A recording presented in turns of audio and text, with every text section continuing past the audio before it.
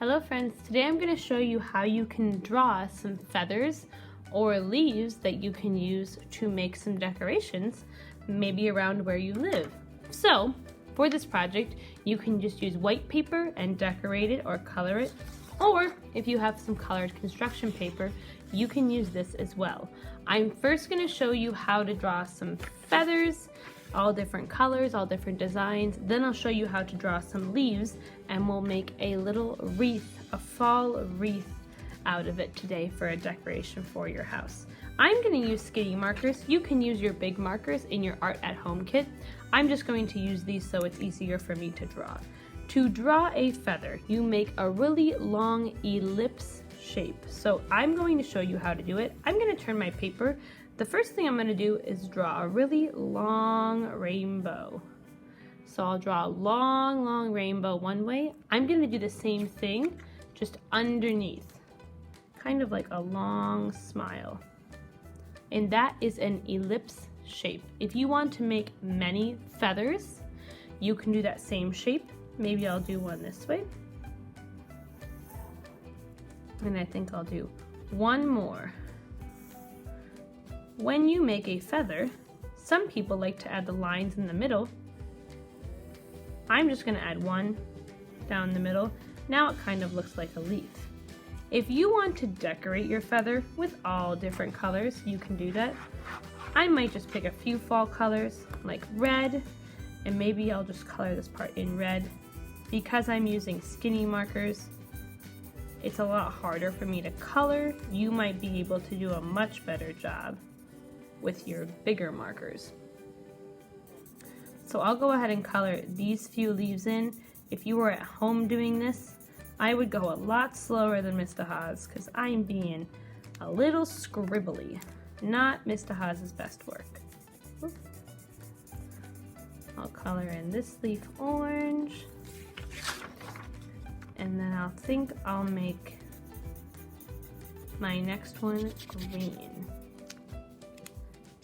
Excuse me, they're not leaves, they are feathers. I'll go ahead and do this last one green. It is okay if you get outside of your lines because we're gonna cut out our feathers in just a few minutes. Before we cut out our feathers, I'm gonna go ahead and draw a few leaves to add to my wreath. When I draw a leaf, you can do it a few different ways. You can make leaves look like this, like feathers if you would like to. You can also make leaves that are curved like maple leaves. When I make a maple leaf, I do little curves.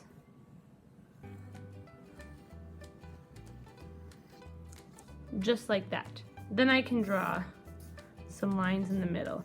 You might make another kind of leaf that has more pointy edges. Maybe 3 pointy edges like this. Leaves are all different sizes and shapes. Most leaves always have those lines in the middle, and I'll draw a little stem on the bottom. I can also decorate my leaves. If you would like, you could color in your leaves. When you are ready, we are going to cut out all of these shapes. As you can see here, I've cut out most of my shapes so far. Just to remind you, when you are using your scissors, make sure you're using small alligator chompers to finish cutting out all of your designs, whether they are leaves, whether they are feathers.